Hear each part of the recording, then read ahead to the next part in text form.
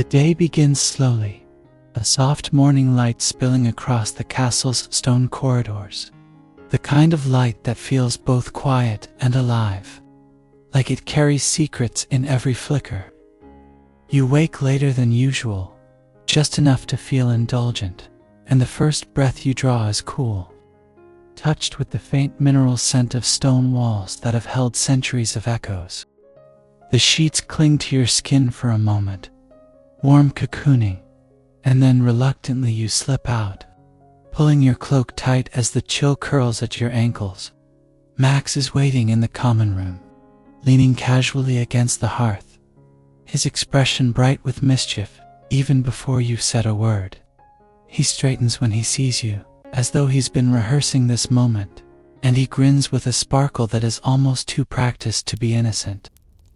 Finally awake, he teases, his voice soft, pitched low, but colored with energy. Theo appears behind him, clutching a half-folded book and muttering about breakfast portions, and Millie tumbles down after, hair half-braided cloak, buttons fastened in the wrong order. The group feels whole again, buzzing, and you fall into step together as the castle stirs awake around you. The corridors hum faintly, portraits shifting, clearing throats, offering sleepy nods as you pass. The flagstones underfoot cold but steady, their smoothness polished by generations of feet. Somewhere far above, a bell tolls one long note rolling across stone and air, announcing a new hour, or perhaps simply reminding you that time never slows, even when you wish it would. The plan for today had been whispered the night before, under blankets, by firelight, when Max leaned in with that conspiratorial gleam. The idea of sneaking into Hogsmeade felt both reckless and perfectly natural, as though the village itself called to you when the castle walls grew too close, too heavy. The excuse is simple: your wand, damaged beyond classroom repair, must see Ollivander's careful hands, but the truth is fuller, softer. You all need a day that belongs only to you.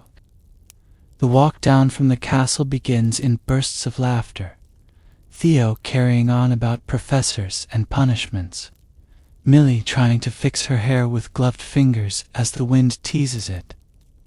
Into tangles, Max swinging his cloak with a theatrical flourish every few steps. The air outside bites at your cheeks, sharp, bracing, and the ground crunches beneath your boots in steady rhythm. The lake glimmers to your left, surface rippling under the breath of the breeze, while the mountains beyond seem almost close enough to touch their ridges, inked dark against the pale sky. Each step feels lighter than the last, your bag bouncing against your hip, your wand tucked carefully within, as though even broken it deserves the reverence of safety. The group moves in and out of conversation, sometimes all talking at once, voices overlapping in a chorus of teasing and laughter, sometimes falling into comfortable silence where only the wind and the crunch of gravel fill the space. The closer you come to the village, the more the world seems to change. Trees arch overhead like guardians, branches whispering as they sway, and the path curves gently, leading you onward. A stray leaf sticks to your cloak, gold-edged with frost, and Max plucks it free with a mock bow, tucking it behind your ear with exaggerated grace. You roll your eyes, but you keep it there, if only for the small warmth of the moment. The rooftops of Hogsmeade appear slowly, chimneys sending pale smoke into the crisp sky, windows glowing faintly even in daylight, as though the village itself is always lit from within. The first scent you catch is wood smoke, rich, earthy, followed by something sweeter, the faint curl of sugar drifting from honeydukes. The cobblestones beneath your boots replace the crunch of gravel, sharper, brighter, and the familiar signposts stand waiting, names carved into weathered wood, as though they too are proud to welcome you back.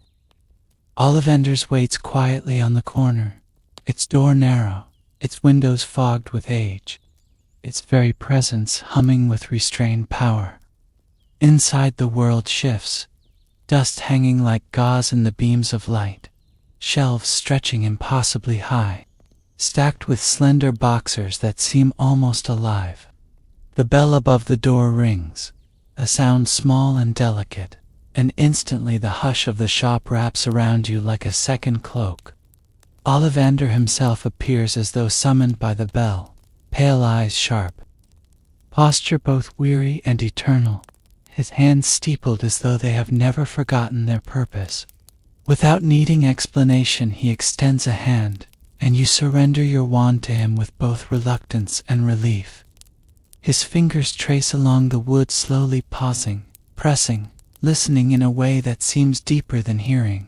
His frown is soft, but certain.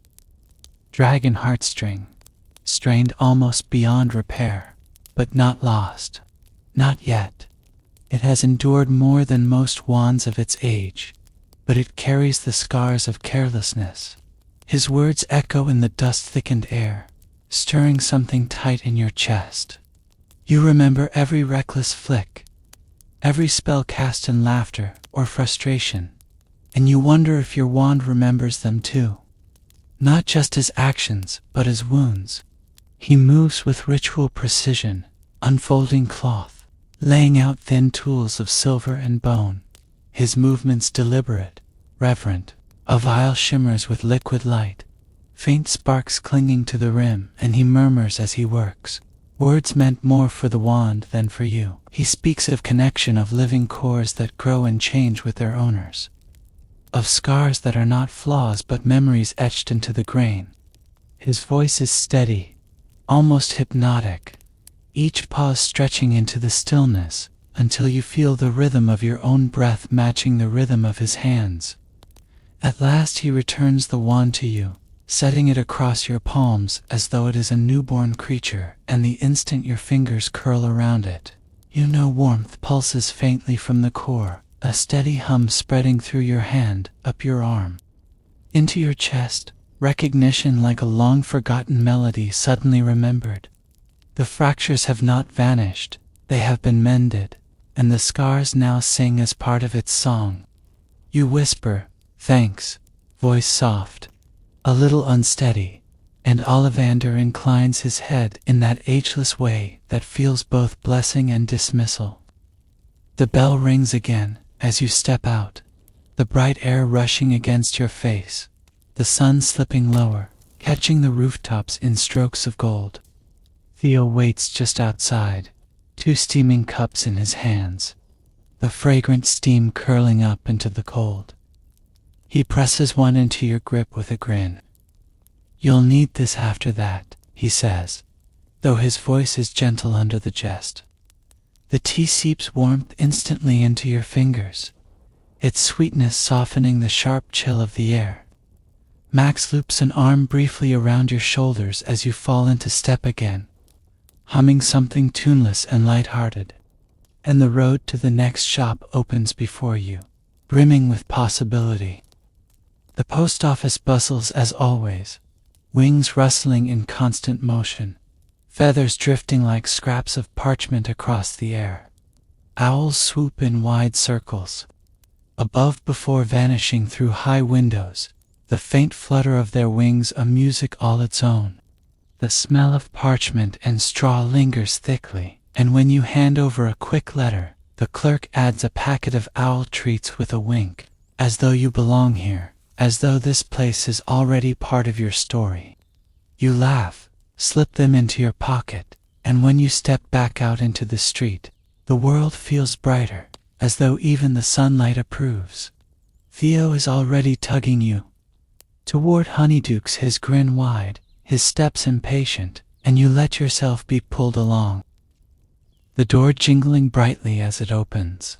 Instantly the air changes, warmth, sugar, chocolate, syrup, all wrapping around you at once, dizzying and delightful. Rows of jars gleam like jewels, each one catching the light, sparkling with colors so bright they almost hum.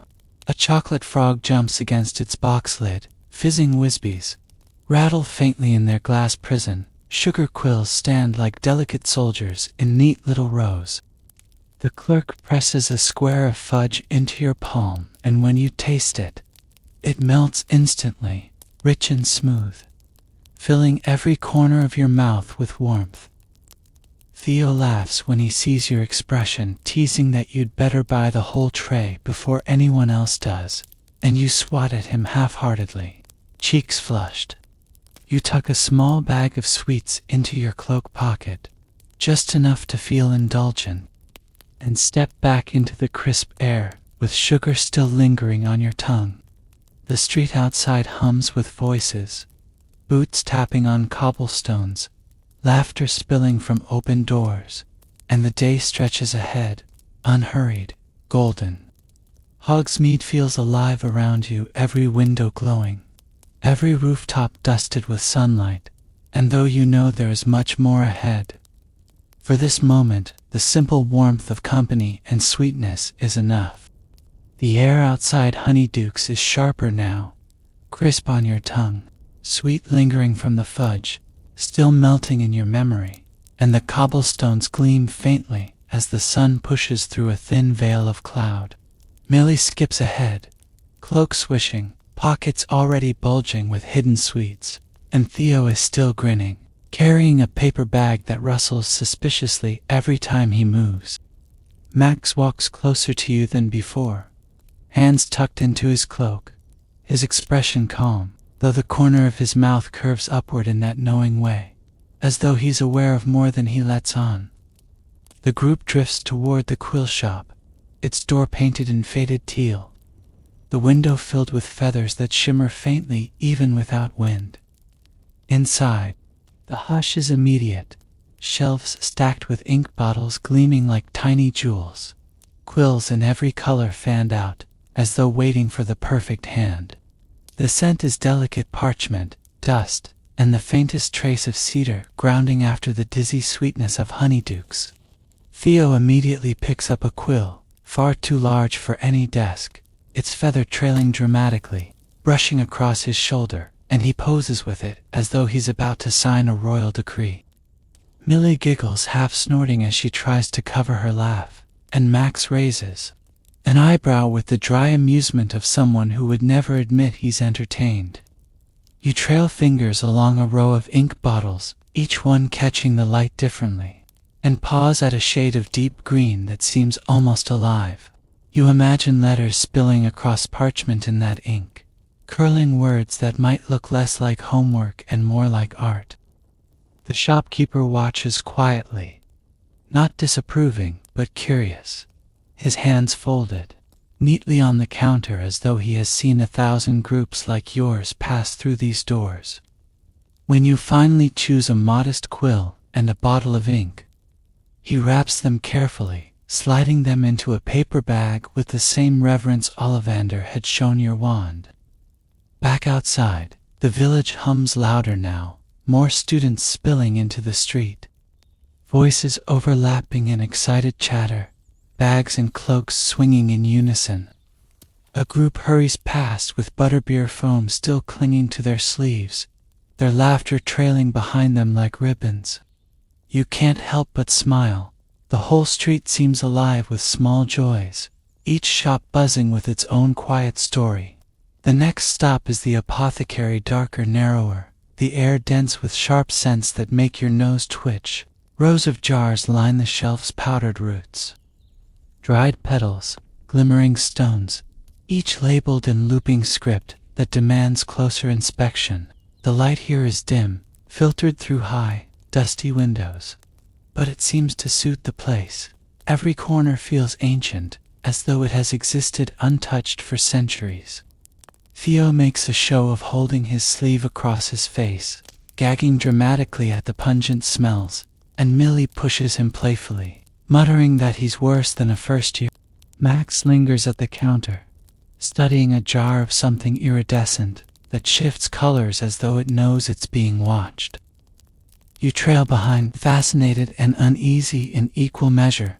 There's something about the quiet intensity of this shop that makes even laughter feel like an intrusion. The apothecary clerk appears suddenly, from a back room where you hadn't noticed a door, his voice smooth, almost serpentine, as he asks what you're looking for.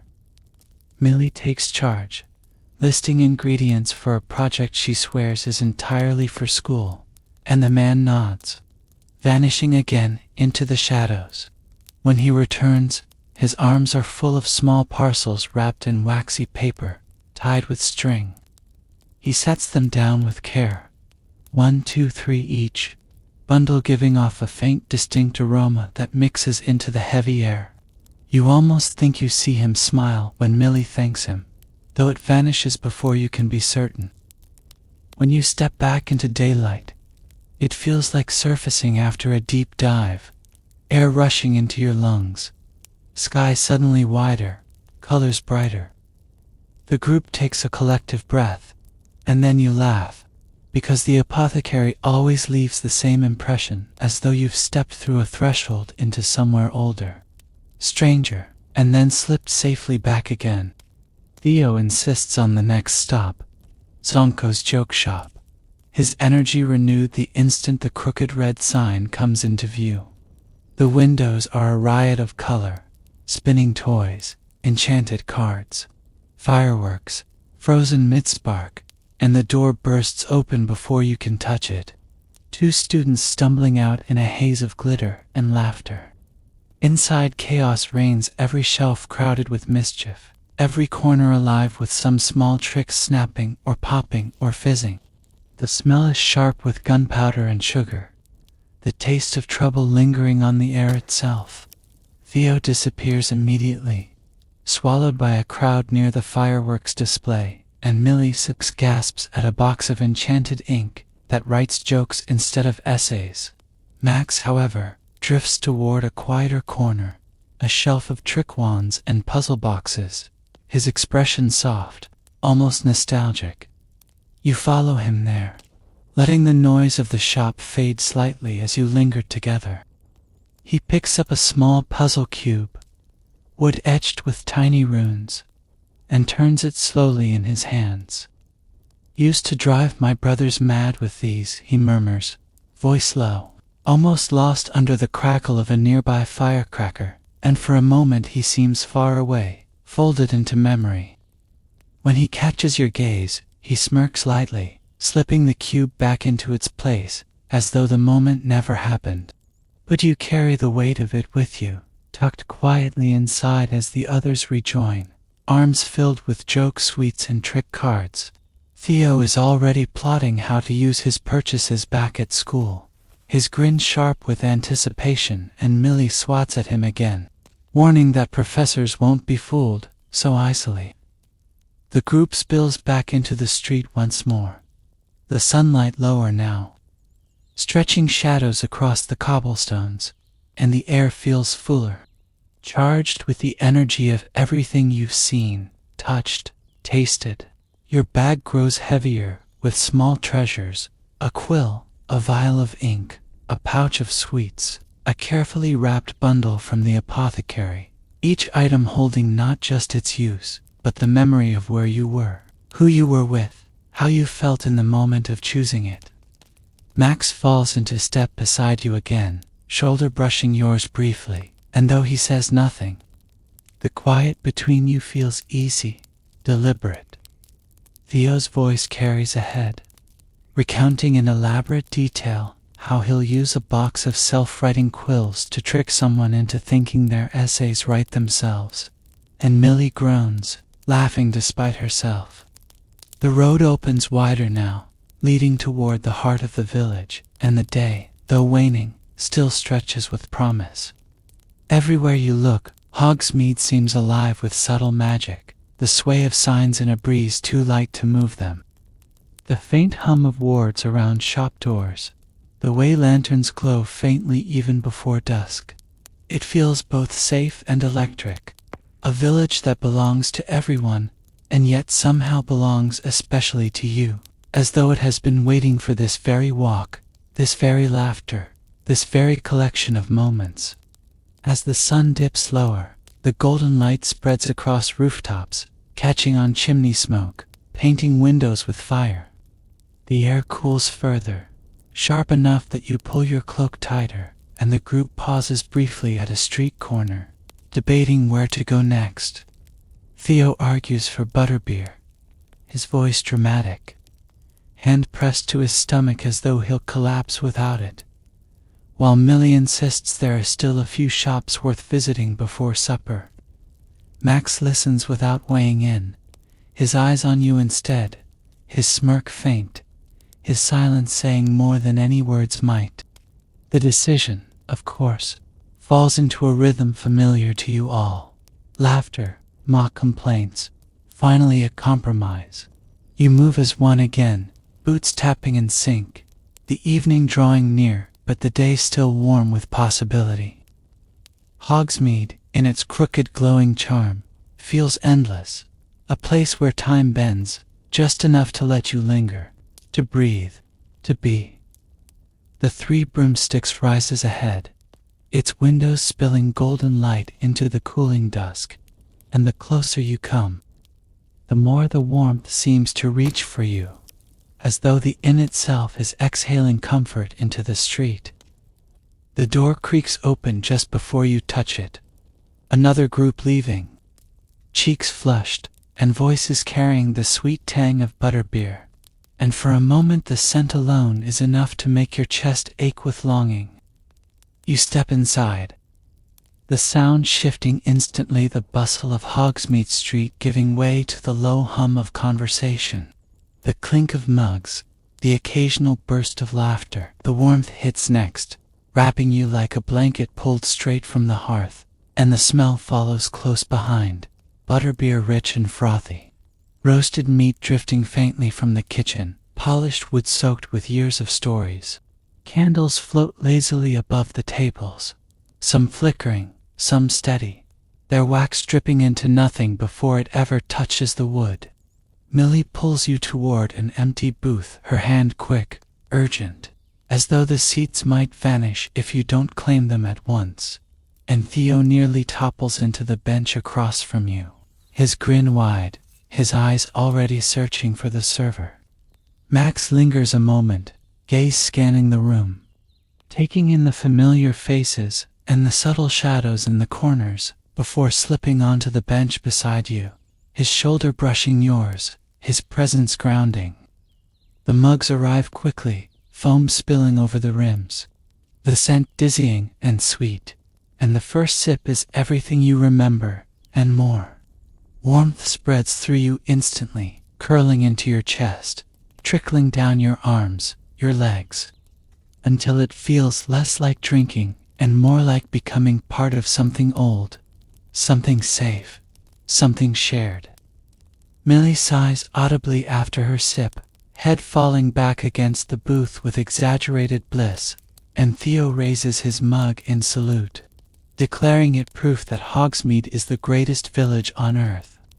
The talk flows as easily as the drink, stories tumbling over one another, laughter rising, voices dropping conspiratorially when Millie recounts how she nearly slipped in the apothecary, or when Theo swears he once saw a professor sneaking into Zonko's. Max listens more than he speaks, though when he does, his words are quiet, deliberate, carrying more weight than Theo's whole dramatic retellings. Every so often his gaze flicks to you, soft, almost amused, as though he's more interested in your reaction than in his own stories. Outside, night deepens, windows reflecting only the glow inside now, but you hardly notice. The room hums gently around you, the fire crackling low, the air alive with the comforting chaos of too many conversations at once. There's a rhythm to it, mugs clinking, chairs scraping, bursts of laughter, like waves against a shore, and you find yourself leaning into it, sinking into a comfort so full it feels like it will never fade. At one point, Theo challenges Max to a butterbeer chugging contest, his grin daring, his confidence misplaced, and though Max tries to wave him off, the entire table insists. The mugs are set down, foam thick, warmth spilling into the air, and the count begins. Theo gulps too quickly, sputtering halfway through, coughing as foam drips down his chin. Max doesn't even rush, steady, unhurried, his expression never shifting, and when his mug hits the table empty, he simply wipes the corner of his mouth with the back of his hand, eyes glinting faintly in triumph. The table erupts, Millie howling with laughter, Theo groaning dramatically into his sleeve, and you can't help but laugh too. The sound spilling out of you unguarded, unforced. Max catches it, that unrestrained laugh. And though he doesn't say anything, the curve of his mouth lingers longer than usual. The night stretches in soft waves. Food arriving, disappearing, replaced by more butterbeer, and with each moment, the outside world grows further away. It's as though the inn is its own little pocket of time, safe, untouchable, cradling you in golden light, while the rest of the world waits beyond the walls. Eventually, though, the mugs empty slower, the stories tangle softer, and Millie leans heavily against the booth with a sigh, declaring she could sleep right there, if not for the walk back. Theo, half dramatic even in exhaustion, insists he'll have to be carried only to be swatted on the shoulder by Millie as she hauls herself upright. Max stands last, slower, deliberate. The weight of the evening in his movements, and when he offers you his hand to help you from the bench, it's warm, steady, lingering longer than necessary. The walk back through Hogsmeade is softer now, voices hushed, lanterns glowing brighter against the dark, and the air carries the sharp chill of night. Breath clouds in front of you, vanishing into the dark, and the cobblestones gleam faintly where frost has already begun to form. The shops are quieter, some closed entirely, their windows dark, though a few still spill faint glimmers of light. Honeyduke's has locked its door, though the memory of sugar clings to the air outside, and Zonko still echoes faintly with distant laughter even as its sign creaks in the wind. Theo shuffles dramatically, dragging his boots as though each step is impossible. But when Millie rolls her eyes, he straightens quickly, proving he has more energy than he lets on. Max walks close to you again, his steps measured, even and though the night is colder, you hardly feel it. The village feels different now, quieter, yes, but not emptier. Instead, it feels like it has folded itself around you, soft and secret, holding you gently in the palm of its hand.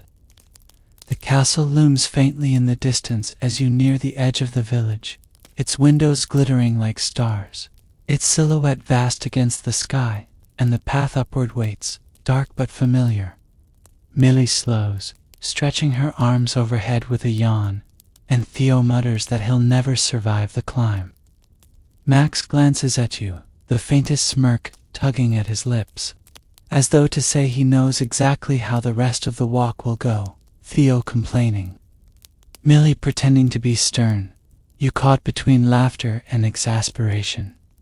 Still, there's no rush.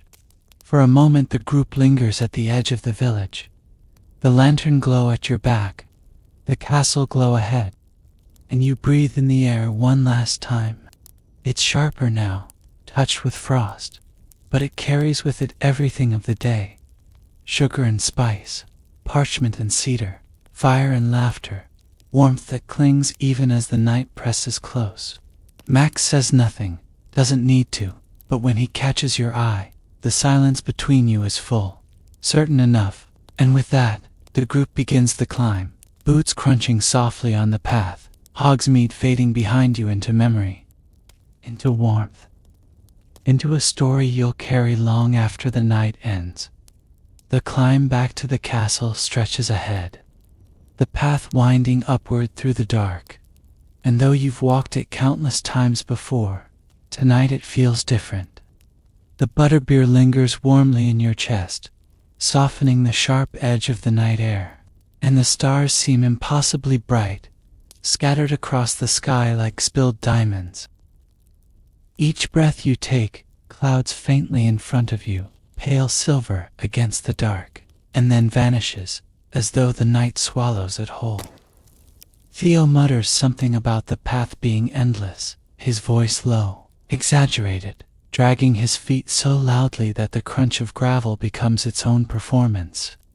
Millie rolls her eyes, though you can hear the fondness tucked into the sound of her sigh, and she nudges his shoulder, half scolding, half laughing. He groans as though wounded head, tipping back dramatically before trudging on with even louder steps.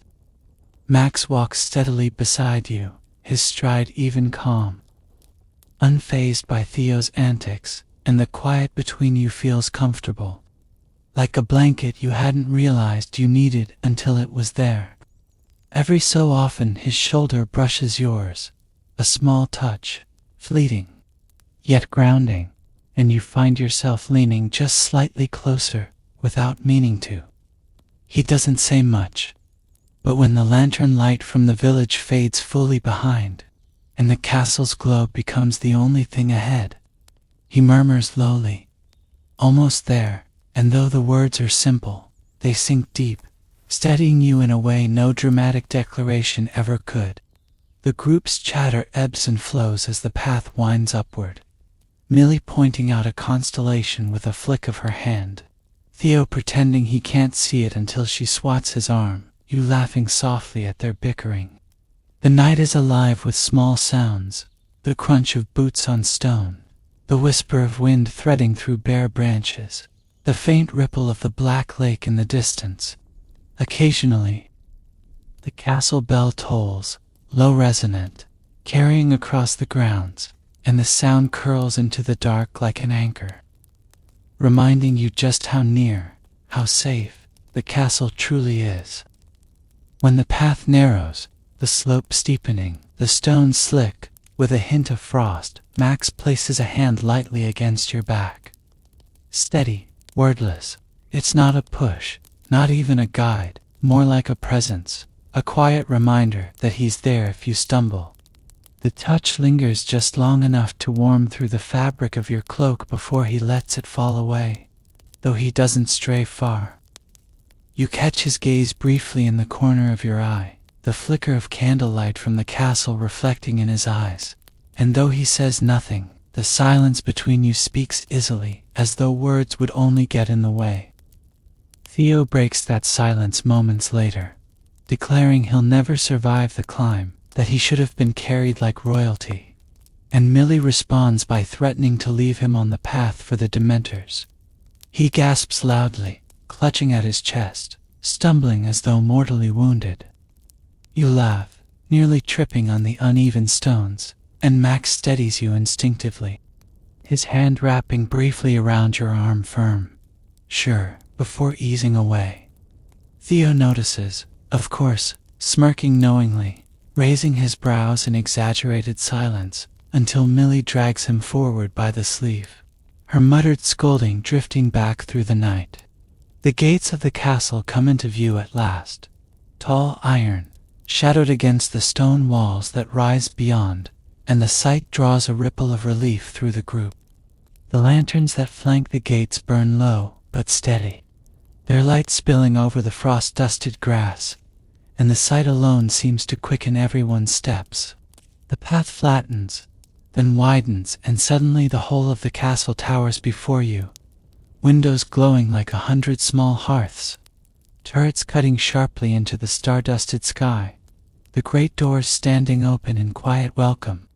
Crossing into the courtyard feels like stepping into another world, the warmth of the castle reaching out even from a distance, the air gentler somehow, less sharp. Students pass here and there, some heading in groups toward the doors, laughter trailing behind them, while others linger under cloisters, their voices soft, hushed, secretive. The fountain at the courtyard's center glimmers faintly with frost, its surface catching the lantern light, throwing pale shards of reflection across the cobblestones. Theo pauses dramatically beside it, leaning as though utterly spent, declaring that this, here, is where he shall collapse and be remembered. Millie doesn't even answer this time, simply gives him a long-suffering look before heading toward the doors, shaking her head. You can't help but laugh again, the sounds spilling unbidden, softer now, colored by the warmth of the night. Max catches it as he seems to catch all of them, and though he doesn't laugh himself, the small curl of his mouth is enough to make your chest feel lighter. The castle doors rise high above as you approach, carved oak polished by centuries of hands. Metal fittings catching the candlelight, and stepping through them is like stepping into a warm tide. The entrance hall stretches wide and tall, torches flickering along the stone walls, the scent of wax and faint smoke lingering in the air. Voices echo faintly from the great hall. Laughter, cutlery, the swell of chatter carried through the heavy doors. The warmth is instant, sweeping away the chill of the climb, and the sound of your boots against stone feels louder here, sharper, grounded. Millie waits just inside, arms folded, smirk tugging at her lips, and Theo stumbles in behind you, leaning theatrically on the doorframe. He groans loudly for effect, drawing a glance or two from nearby students, before breaking into a grin and bounding forward as though nothing had ever been wrong. Millie mutters something under her breath, fond, exasperated, and Theo winks, unbothered. Max lingers a step behind you as you move deeper into the hall, not far, never far, and when your gaze lifts to the floating candles drifting lazily above the great hall doors, the sight nearly steals your breath. Hundreds of them hover, their flames steady, their light soft, gilding the stone with warmth. The doors to the hall are open, and the smell of food spills out. Roasted meats, warm bread, spiced pumpkin, and the sound of chatter swells and breaks like the tide. It would be so easy to lose yourself here, to sink into the comfort of the hall, the familiar safety of the castle walls, the glow of magic that hums like a heartbeat in every stone. And for a moment, you let yourself pause. The group waiting, just a few steps ahead. The hall glowing, the night outside forgotten, and you breathe it in, slow, steady, the world folding quiet around you. Max's voice breaks the pause, low, soft, just for you, you good. The words are simple, casual, but the way he looks at you, steady, patient, seeing more than you've said, makes the warmth rise all over again. You nod, the answer unspoken, but clear, and he tips his head slightly before following the others inside. The night isn't done yet, not with the hall waiting, not with the warmth of food and fire still ahead, but already it feels complete. Already it feels like something you'll carry long after the candles burn low, long after the laughter fades into sleep. The great hall is awash with golden light, hundreds of candles floating overhead, their flames steady, their reflections glimmering faintly on the polished surface of the longhouse tables. The ceiling above has been enchanted, as always, to mirror the night sky, dark velvet stretched infinite, stars scattered in constellations that seem impossibly close.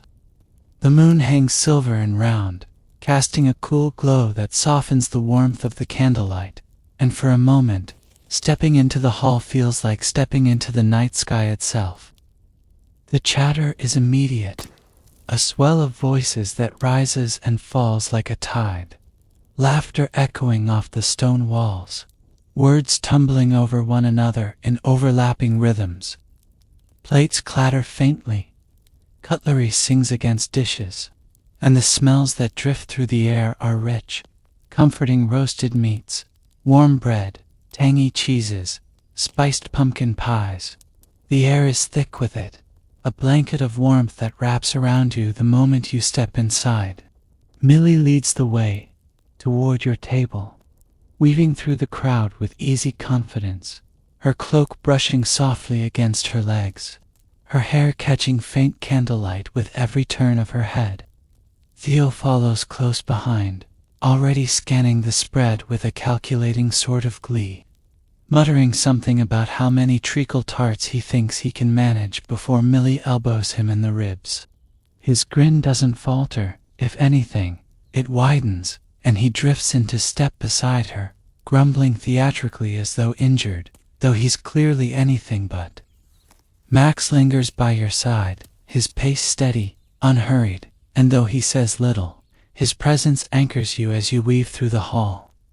Each brush of his shoulder against yours feels deliberate, not clumsy, not accidental, and the warmth of it lingers longer than it should.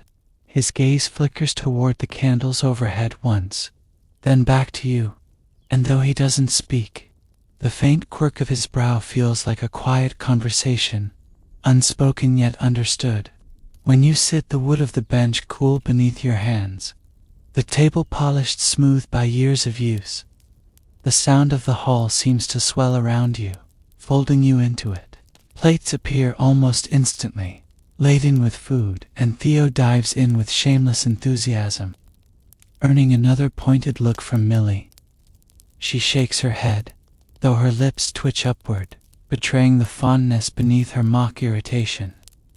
The two of them slip into familiar banter, Theo teasing, Millie half scolding, and their laughter blends easily with the sounds around you, becoming part of the hall's rhythm. Max serves himself quietly, moving without hurry, his movements precise, practiced, and then slides a dish toward you without comment. The gesture smooth, natural. You murmur thanks softly, almost drowned out by the noise, and though you're not sure he even hears, the slight curl of his mouth suggests he does. He doesn't draw attention to it, doesn't make it a moment larger than it is, but the warmth of it lingers nonetheless. The food is rich, comforting flavors blooming warm across your tongue. Textures soft and filling, and the steady rhythm of eating and talking weaves a kind of spell, wrapping the group in easy comfort. Every so often, Theo says something absurd, his words half muffled by food, his grin wide and shameless, and Millie swats his arm with exasperated fondness, her laughter trailing after her scolding. The rhythm is familiar, practiced a dance they've perfected over countless meals, and it fills the space with a kind of warmth no candle could replicate.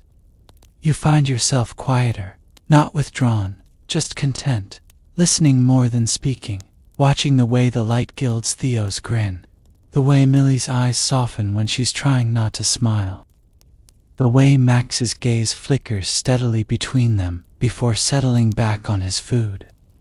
When he does speak, it's always brief. A dry comment slipped between Theo's dramatics, a low hum of amusement when Millie scores a particularly sharp retort, but every word lands, steady and sure, grounding the conversation.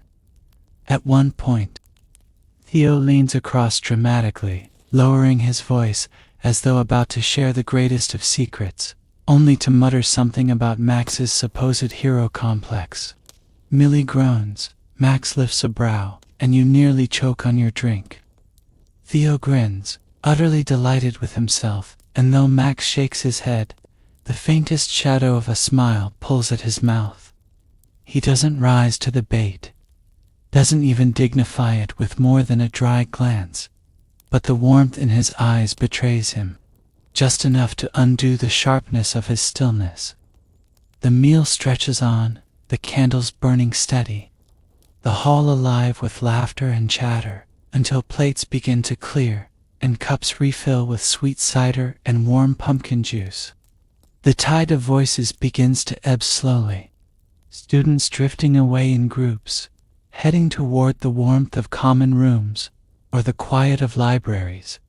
The hall softens, with their absence, still full, still alive, but gentler now, the edges smoothed. Millie pushes her plate away at last, sighing softly, satisfied, and nudges Theo when he reaches for another tart. He protests loudly, clutching at his chest as though wounded, but she drags him from the bench regardless, ignoring his dramatic pleas. They argue all the way toward the door, their voices fading into the hall's hum, and though Millie looks exasperated, her hand never quite lets go of his sleeve. That leaves just you and Max, the bench a little emptier, the air a little quieter, the hall still glowing but softer now. He doesn't rush to leave, doesn't even shift at first, simply leans back slightly, his gaze drifting upward, toward the enchanted ceiling. His profile catches the candlelight, sharp edges softened by the glow, and for a long moment neither of you speaks. The silence isn't heavy, it's the opposite. Light, expansive, comfortable in the way few silences ever are. When he does look back at you, his eyes catch the light, steady, searching, and the faintest smile tugs at his mouth. "You're quiet," he says softly, almost an observation rather than a question, and the words settle warm between you. You shrug, a small gesture, almost sheepish, but he doesn't press, doesn't tease, he only nods, as though your silence is answer enough. The hall is nearly empty by the time he rises, offering you a hand without ceremony, steady, casual, and when you take it, his grip is warm, firm, grounding. He doesn't let go immediately, only when you've found your footing, only when you've steadied, and even then his hand lingers a fraction longer than necessary, as though reluctant to let the warmth slip away. Together you leave the hall, the doors closing gently behind, the sound muffled, and the castle stretches quiet ahead. The corridors glow faintly with torchlight, shadows shifting soft along the stone, and the air carries the lingering warmth of the feast. Each step echoes faintly, a rhythm that belongs only to the two of you now. And though the castle feels vast, the silence between you folds it small, manageable, almost intimate. Max doesn't rush his stride, easy, steady, and you match it without thought, falling into step beside him. Every so often his gaze flickers toward you, not questioning, not prying, simply present. And the quiet stretches long, threaded with the soft crackle of torches and the faint whisper of wind pressing against the high windows. By the time you reach the first staircase, stone steps curving upward into shadow, the castle feels almost hushed, as though it too has settled for the night. Max pauses briefly, glancing up, then back to you, his expression unreadable in the dim light, though the softness in his eyes lingers. "Ready?" he asks quietly, and though the climb is familiar, the word feels larger than the staircase. You nod, simple, easy, and together you step upward, the hall fading behind, the quiet of the castle drawing you in. The staircase winds upward, stone cool beneath your steps, torches flickering low along the walls, their flames bending faintly each time a draft whispers through the hall. The castle feels quieter now, hushed in that way it only ever does late at night, and each footstep echoes gently, stretching long before fading into silence.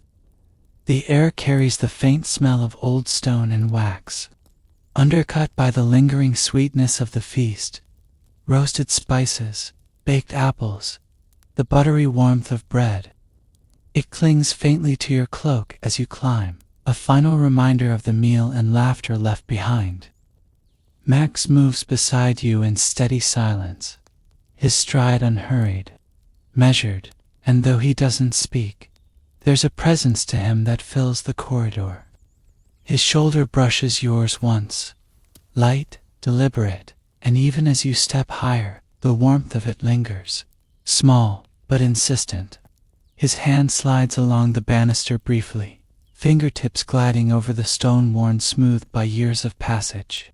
And for a fleeting moment, the rhythm of it syncs with the sound of your breaths, a quiet harmony, steady and grounding. The climb seems endless at first, stair after stair after stair, shadows flickering in and out of reach, but it eases slowly into rhythm, a lullaby of steps and breath, until you reach the landing. The corridor beyond stretches long, lined with high windows that spill faint silver light across the floor. The moon hangs just outside, luminous and whole, casting pale patterns across the flagstones, and for a moment, Max pauses, tilting his head slightly toward it. His profile catches the glow, sharp edges softened, eyes reflective as though gathering all that light and holding it quietly within. You walk together down the corridor, your footsteps softened now by long rugs that stretch the length of the hall, their fabric muffling sound. making the castle feel even more hushed. Tapestries hang heavy along the walls, their threads shifting faintly in the draught. Scenes of ancient battles, strange creatures, heroic figures captured in stillness. The torchlight flickers across them, giving the illusion of movement, shadows dancing across woven faces, banners rippling, though the fabric itself never stirs. Max's voice comes low at last, soft, almost hesitant, as though wary of breaking the spell of the quiet. Long day, he murmurs, more observation than complaint, and though the words are simple, they settle into the silence with weight, as though they hold more than they say. You nod, answering with little more than a hum, and he doesn't press, doesn't demand more, just accepts the quiet for what it is.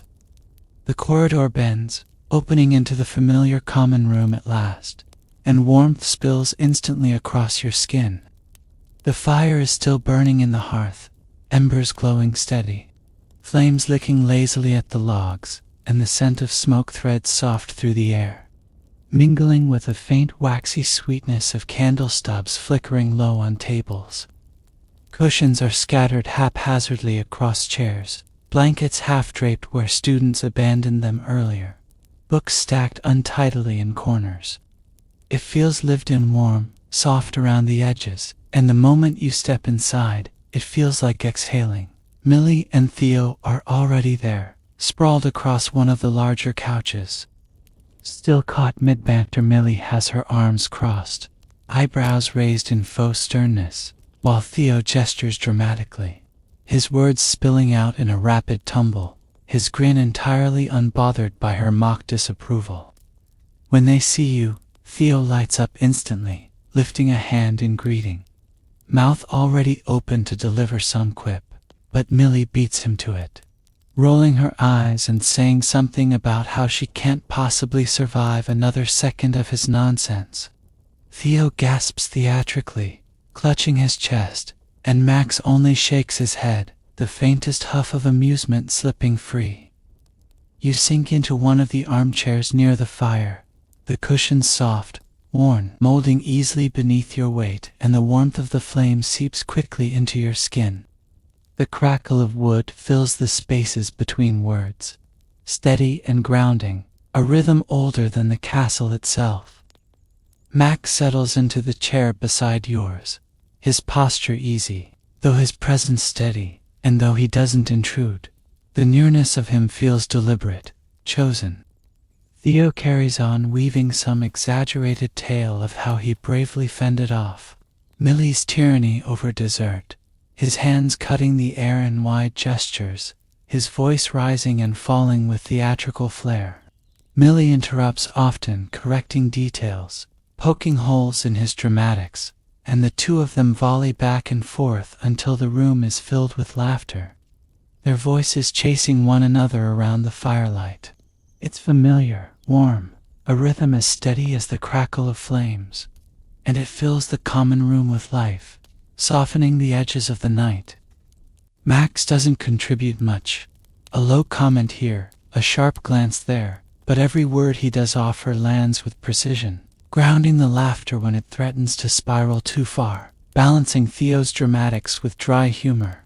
When he does laugh, soft, low, brief, it threads warmth into the air, quiet but no less real, and it settles beneath your skin like embers, glowing long after. The fire burns lower slowly, logs collapsing into themselves, sparks flaring bright, then fading, and the room quiets with it. Laughter easing into softer murmurs, gestures softening into smaller movements. Theo yawns loudly, stretching his arms wide, entirely unbothered by how exaggerated he looks, and Millie swats him half-heartedly, though she hides her own yawn poorly. The rhythm shifts gently from banter to quiet, from energy to ease, until the common room feels more like a lullaby than a stage. You find yourself leaning back, your eyes tracing the dance of flame, the flicker of light across stone, and the warmth of the fire folds around you like a blanket. The voices of your friends drift soft at the edges of your awareness, words blurred, laughter fading until they are little more than shapes of sound, comforting in their presence even when you no longer catch the details.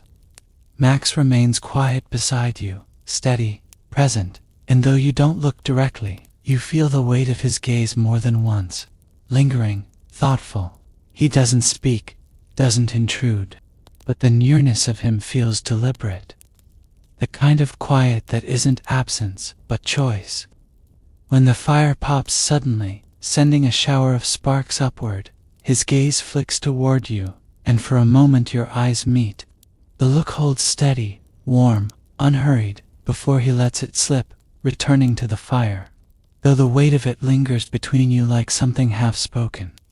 Eventually Millie rises, her movements slow, stretching, and Theo follows, still muttering some complaint about how he was dragged from his tale too soon.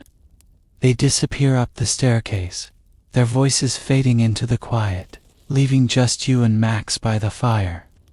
The room feels larger in their absence, emptier, but softer, to the crackle of the flames filling the silence they leave behind.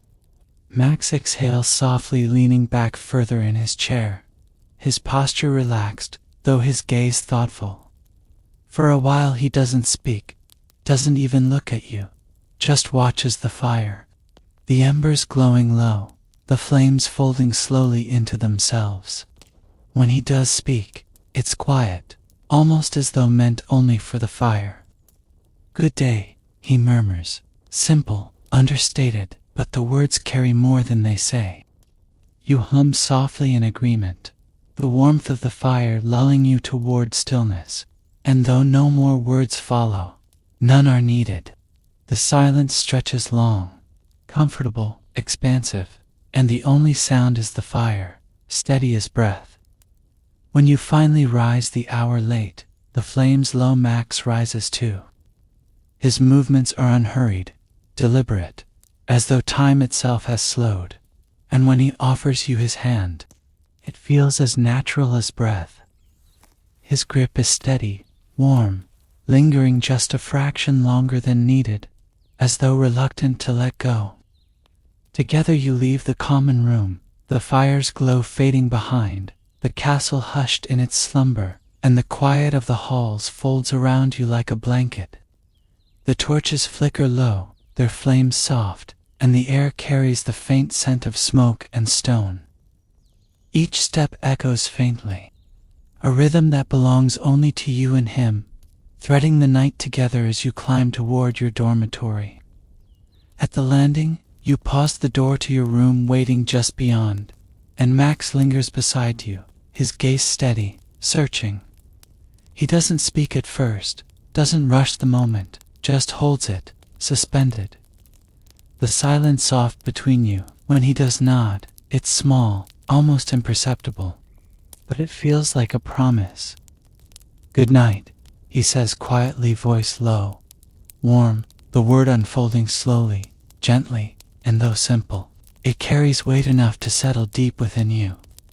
You return the word soft, nearly a whisper, and the air holds it between you as he steps away. His footsteps fade down the corridor, steady, unhurried, until only silence remains, the castle vast and hushed around you. But it feels like a promise. "Good night," he says quietly, voice low, warm, the word unfolding slowly, gently, and though simple, it carries weight enough to settle deep within you. You return the word soft, nearly a whisper, and the air holds it between you as he steps away. His footsteps fade down the corridor, steady, unhurried, until only silence remains, the castle vast and hushed around you.